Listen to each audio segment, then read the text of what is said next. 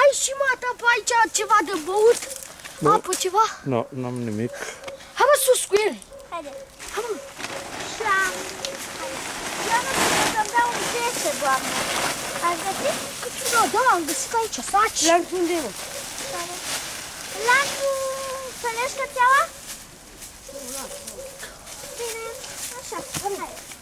Asta e gardul. Ia să le-ai copelele, ba la gard. Bine, gardul, una dintre ele. Avem și scaun aici. Eu stau pe scaun, Santa, ia uite-te.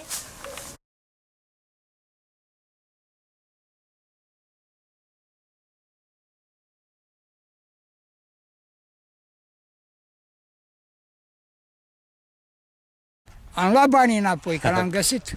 Și cine a fost? L-am găsit în Tanciog, în București, vrea să-l vânză.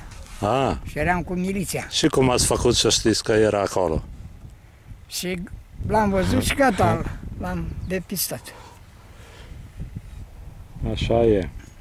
Am ajuns rău după toată munca mea. Ba, Am nu. ajuns să car lemne, nu mai am.